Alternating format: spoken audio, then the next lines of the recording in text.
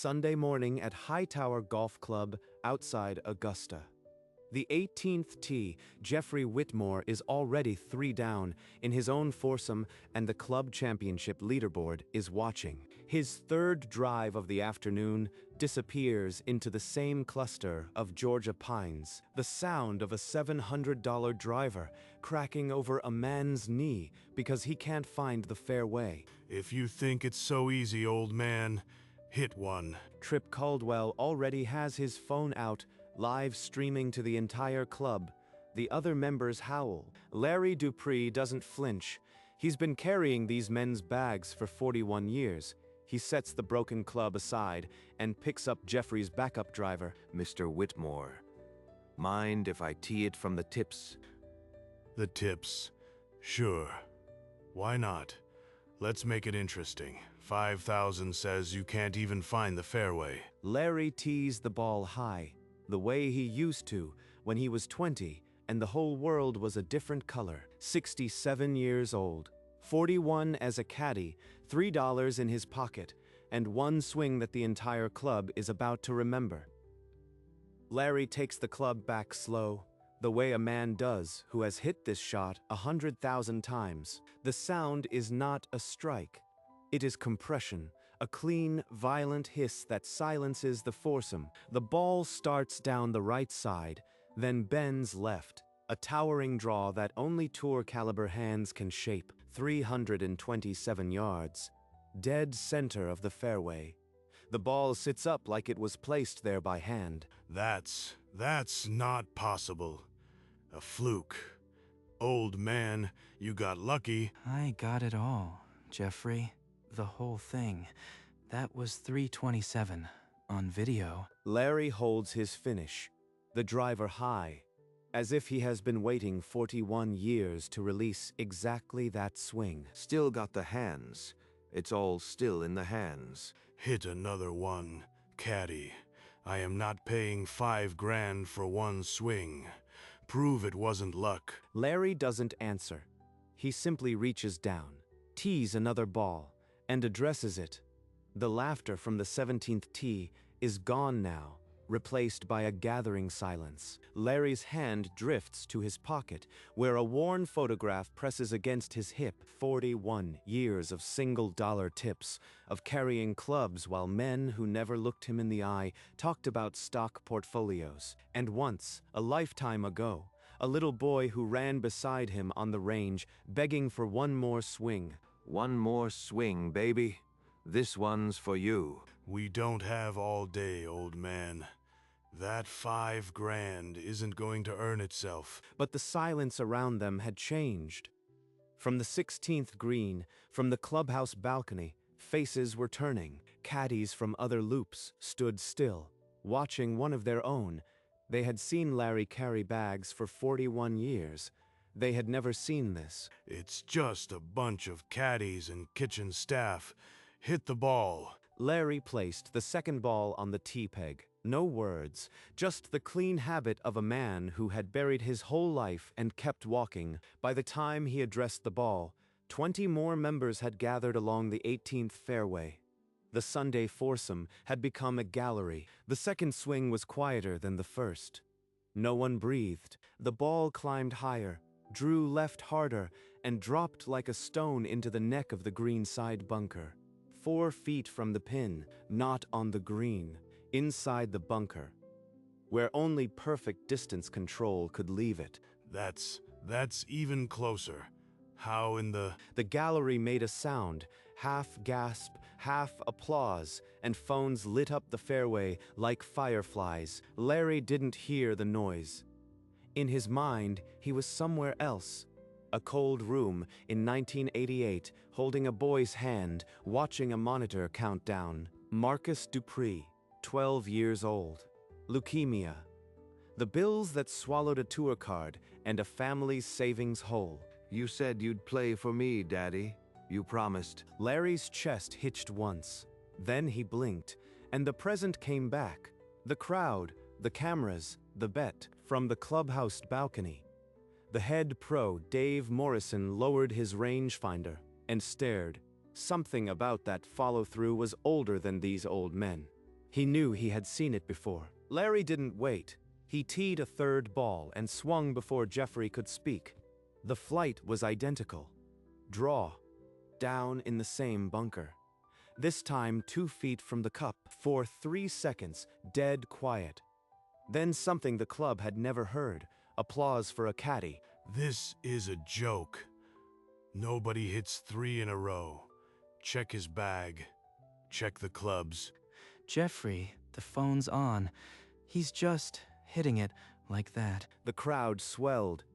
40 people now, all staring at the 18th tee. Dave Morrison pushed out of the pro shop door and walked straight toward the commotion. He'd seen that swing on a tape.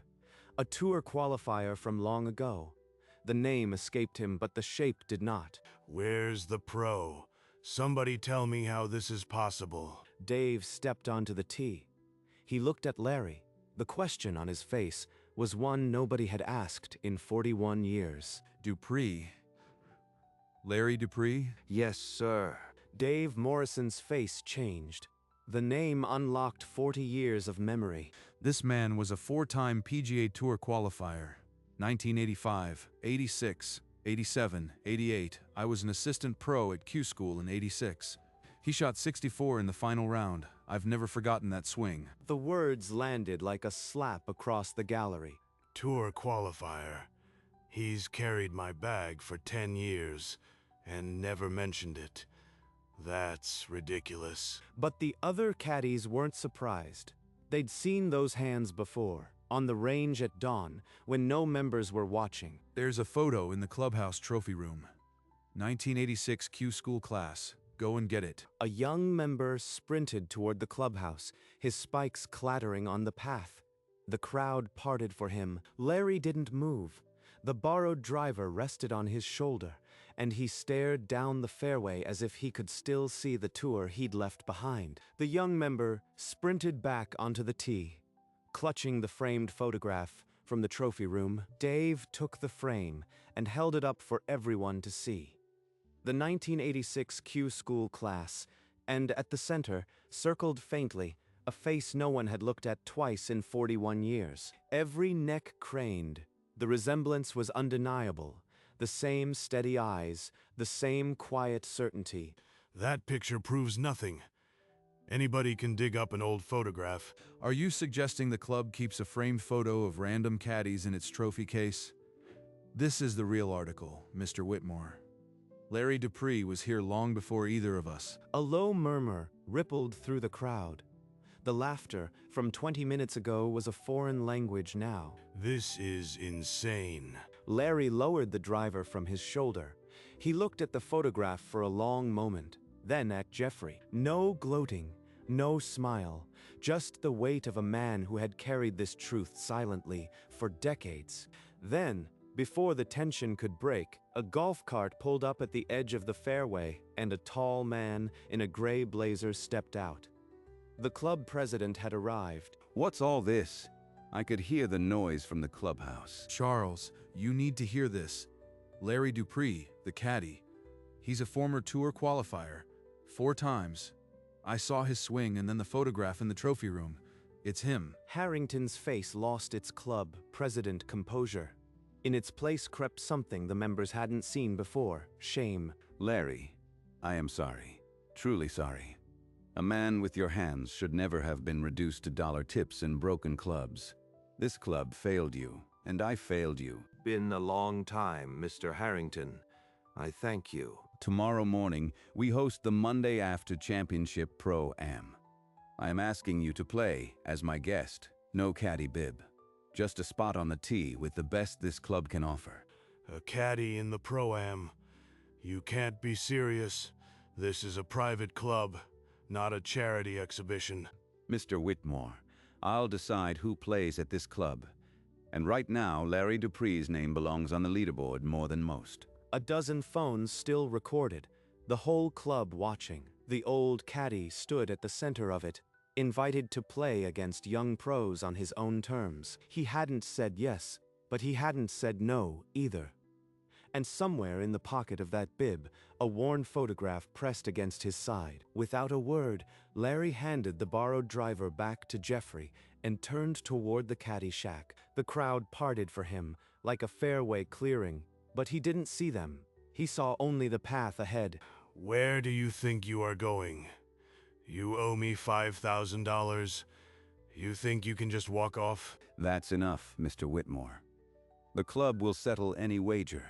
You've embarrassed yourself quite enough. Larry's hand rested on the shack door, and for a moment he didn't move. Inside, in the dim quiet, he pulled the photograph from his bib pocket and sat down heavily on the old bench. 41 years, son, and they still don't see the man who couldn't save you. Outside, the crowd dissolved slowly. Jeffrey stood alone on the tee, the broken driver pieces still at his feet. He stared at the face in the photograph. The boy who had once run beside him on the range, who had made him promise to keep playing. The invitation was still unanswered, but the whole club already knew what the old man would do. In the silence of the Caddie shack, Larry held the photograph the way a man holds the last thing he hasn't lost.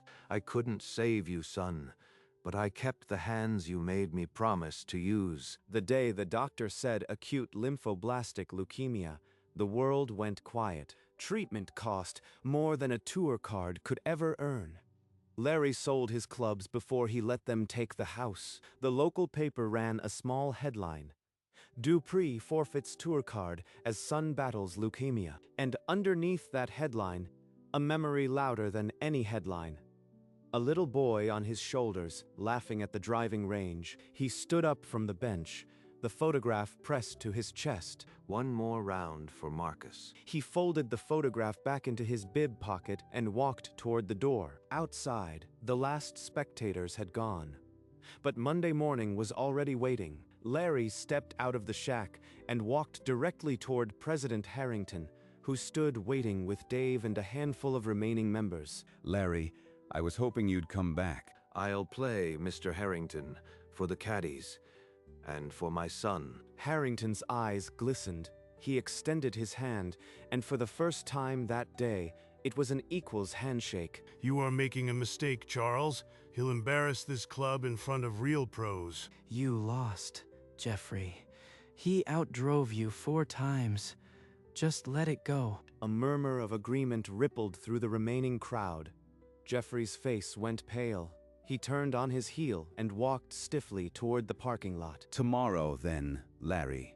The first tee is yours. We'll have a shirt waiting. From the direction of the Caddie shack, a group of young black caddies approached, one holding a crisp white polo shirt folded over his arm. High on the clubhouse wall, the American flag snapped in the evening breeze. Somewhere inside, a printer ran, printing a new name for the Pro-Am tee-sheet. Monday morning, the Pro-Am tee-sheet had a new name third from the top. In the caddy yard, a dozen young black caddies lined up like a guard of honor. On the driving range, Larry Dupree stood in a crisp white polo and a Hightower cap, hitting balls the way a man breathes without thinking. He stripped a 7-iron so clean the caddies behind him broke into spontaneous applause. At the first tee, a young PGA prospect extended his hand. Larry took it. Let's give him a show, son. Larry teed his ball high, just like the day before, and drove it 300 yards down the center. The gallery, still small, made a sound that was half surprise, half confirmation. But inside his head, he was back at Q School in '86, with a 2-year-old Marcus on his shoulders, both laughing under a Florida sun. That laughter had been his ballast, the reason his hands never shook. 1 hole down, 17 to go.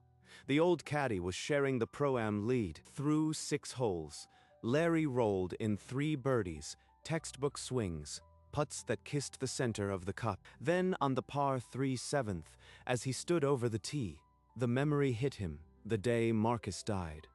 The day Marcus died. The exact date burned into his skull. His grip tightened. The swing came down shallow, a chunked 7-iron that plopped into the front bunker. Double bogey. Focus, Larry. Marcus isn't watching from a hospital bed anymore. He's watching from everywhere. On the next hole, he faced a 40-footer for par. The kind of putt that ruins rounds. He saw the line, stroked it. The ball rolled dead center, 2 more feet, and dropped. Par save. At the turn, the scorecard was a roadmap of someone who belonged. 3 birdies, 1 double bogey, all the rest pars, 2 under. The clubhouse leaderboard showed L. Dupree tied with the young pro who had shaken his hand that morning. Halfway home, son. I am not done. The back 9 still lay ahead, the hardest stretch at Hightower. But the old caddy had survived the front and the ghost that rode with him. Then the old caddy found another gear. The gear Dave had seen in 1986. 3 straight birdies on 10, 11, and 12. Drives that drew, irons that stuck, putts that broke the way Larry willed them to break. You are watching, aren't you, son? This is the swing you loved. On the par 5 16th, he stood over a 40-foot putt, a snake of a line that broke 3 different ways. He tapped it. The ball rolled, tracked the ridge, and dropped center cut. The gallery erupted. The leaderboard flashed. L. Dupree, 8 under par, 2 shots clear. Harrington sat in a golf cart beyond the green, his head shaking slowly, as if he was watching a law of nature rewrite itself. 2 holes, son. 2 holes and I'll make it right. He walked to the 17th tee with the quiet of a man who had already carved his name in history once, and was about to do it again. 2 holes to play, 2 shots ahead. The whole club could feel the finish building. The 18th tee was a cathedral of silence. Larry swung, and for the first time all day the ball tailed right into the fairway bunker. From the sand, he could only punch out. He took a 7-iron, swung easy, and watched the ball roll to safety. He walked toward the ball, and the memory of another Sunday flickered. A small boy with a putter on this same green. I'd kneel there every Saturday. Let the ball see the hole, baby. He blinked back. A wedge from 110 yards. The ball spun back to 12 feet. The gallery gasped. 12 feet. Par to win. Larry circled the putt like a man reading scripture. Firm pace right edge. He saw it in his sleep. In his head, the old voice, "Now you try, Marcus." And the memory of that missed 3-footer, the laugh. This one's for you, son. Guide it home. He settled over the ball. The putter pulled back, and the whole world went silent. The putter came through smooth, the stroke he'd made 1,000,000 times. The ball rolled true, tracking the right edge, then curling left for 2 seconds. No one breathed. Then the ball dropped, dead center, and the hole swallowed it whole. The gallery erupted. 41 years of silence broke in a single roar. Larry straightened slowly, the putter still in his hand. He looked up past the clubhouse, past the flag, to the slice of blue above. Heard that, son? That one was yours. Harrington, standing at the edge of the green, removed his cap and held it against his chest. The young pro who had started the day with Larry crossed the green and shook his hand. Hard. Larry turned to the crowd, tipped his cap, and for a moment, the only sound was the clicking of cameras. 30 years, baby. We finally brought it home. The Pro-Am was his. What came after, however, would belong to someone else. Larry sat down at the scorer's table, the event official sliding the card toward him. The numbers were already there in neat pencil. 9 birdies, 1 double bogey, 8 pars, a course record 64. He signed with the same hand that had tipped its cap 100 times, and the official nodded. Ladies and gentlemen, with a final round of 64, a new Hightower course record, our Pro-Am champion, Larry Dupree. The crowd took a breath, and then it came, a chant, low at first, then rolling. Larry, Larry, Larry. Harrington lifted a giant ceremonial check and pressed it into Larry's hands. Look at this, son. Look at what they're holding for your old man. The cameras clicked faster. The leaderboard still flickered with L. Dupree, 64. Harrington handed Larry the microphone, and the crowd hushed. The old caddy raised his head, and everyone in Hightower leaned forward to hear what he would say. I want to thank this club, Mr. Harrington, Dave Morrison, and every caddy who walked beside me for 41 years. But this check, it was never for me. A murmur rippled through the crowd. Harrington tilted his head, unsure. I'd like it written out to the Marcus Dupree Memorial Caddie Scholarship Fund. A collective gasp rolled through the gallery. Harrington's hand froze midair. Marcus was my son. He died of leukemia when he was 12. The same year I forfeited my tour card. The silence was so deep you could hear the flag snap from the clubhouse porch. This scholarship will send young black caddies to college in his name, so their hands stay clean. Harrington stepped to the microphone a second time, his voice unsteady. The club will match the fund.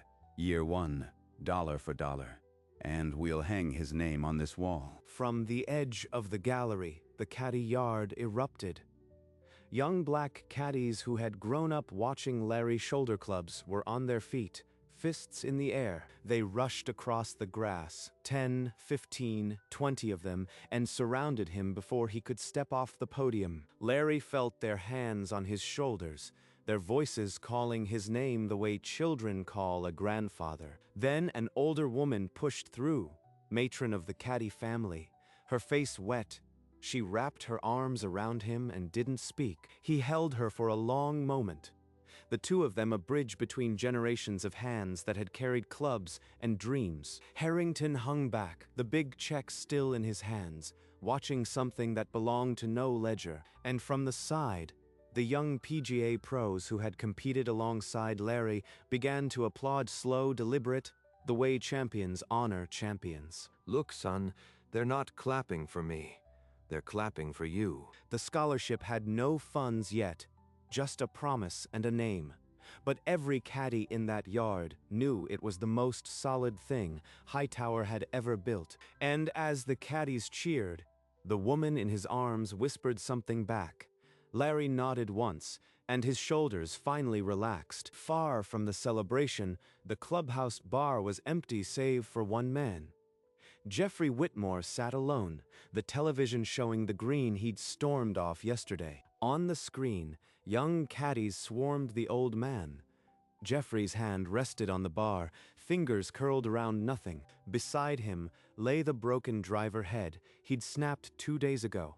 He'd kept it, like a souvenir of himself. $5,000. That was supposed to humiliate him. Instead, he humiliated me without ever raising his voice. He pulled out a personal checkbook, wrote slowly, and tore the slip free. The amount was $5,000. He left it on the bar, pinned under the broken club head. No note, no name, just a check made out to the Marcus Dupree Memorial Caddie Scholarship Fund. Jeffrey stood, straightened his polo, and walked out the side door without looking back at the screen. Outside, the caddy yard chanted. Inside, the check sat where a broken club had once been thrown. The bet was paid. But the debt Jeffrey owed was never about money. The pickup truck idled once in the parking lot and then pulled away, the sound swallowed by the roar of the party he would never be part of. A quiet morning, 3 days after the Pro-Am, the new bronze plaque caught the first light on the clubhouse wall. Larry stood alone, his caddy bibs still on, staring at the name that had been carved into his chest for 30 years. He reached out and traced the letters with a fingertip, M-A-R-C-U-S. Behind him, the soft scuff of spikes. A young black caddy, maybe 15, stopped a few feet away. The boy's voice was low. He said something that made Larry's hand go still on the bronze. Now go, son, and don't forget the rule. The boy nodded once and jogged toward the first tee, his caddy bib snapping behind him. Larry looked back at the plaque. For a long moment, he didn't move, and then he did. He straightened his cap. Inside the clubhouse, on a small desk, A framed photo of a smiling boy sat beside a freshly signed scholarship certificate. But the real monument wasn't inside. It was the sound of spikes on the path, heading out for another loop. The sun hung low over Hightower, pulling long shadows across the empty 18th fairway. A single golf cart hummed along the path, its driver unhurried. 41 years. Now they'll remember a name that matters. He passed the bunker where he'd driven on Sunday, now just a silent scoop of sand. The cart crested the hill, and the clubhouse came into view, the bronze plaque glinting in the last light. Larry let the cart coast to a stop. He stepped out and stood on the same 18th green. We did it, son. Then he climbed back in, turned the cart toward the Caddie shack. And for the first time, he wasn't carrying anyone else's bag. He drove on, and the fairway stretched ahead of him like it always had. The old Caddie who was laughed at became the legend who gave it all away.